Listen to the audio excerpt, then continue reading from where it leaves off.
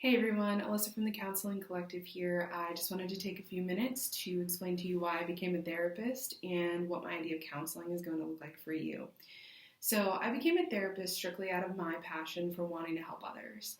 I've always wanted to make some sort of impact on the world, and I think I found my niche by becoming a therapist.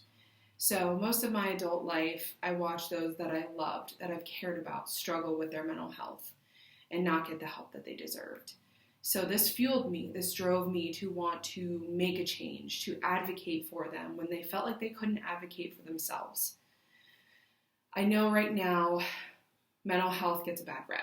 There is a negative stigma for some reason related to mental health. However, my thoughts about it are if you're willing to go see a medical doctor for any sort of physical thing that's wrong with you, then why not come see a therapist when you're not emotionally feeling the best, right?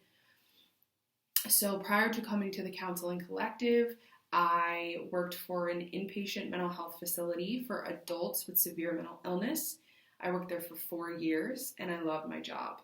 However, I needed some sort of change, and that's what brought me to your community. I would say that my therapeutic style is more direct, more no nonsense. However, don't let that scare you. I do know how to keep it light. I do know how to make you feel comfortable in session. All I ask is that you are honest with me and I'll be honest with you. So I work with teenagers, adults, and couples, and I work with you when you're not feeling your best. I work with you when you're worried, when you're sad, when you're nervous, and I like to meet you where you're at. I think it's important to understand everybody's on their own journey. So it's important for you to have a really good connection with your therapist. I also like to take a look at your thoughts and how they influence the actions that you take. So every time we have a thought, there's always some sort of action that's linked to that afterwards.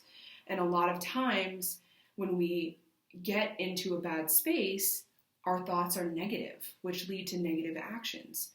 So I aim to find different ways for you to cope and different ways to move through anything that might be troubling you. I also find it very important to have a strong mind and body connection. So I will help you learn and practice different mindfulness skills that are going to help you remain in the present moment. It's really important for you to stay in the present moment, especially if you're experiencing thoughts about your past. So if anything that I said today sounds great to you and you feel like we are going to be a good match, give us a call, and I hope to meet you soon. Thanks.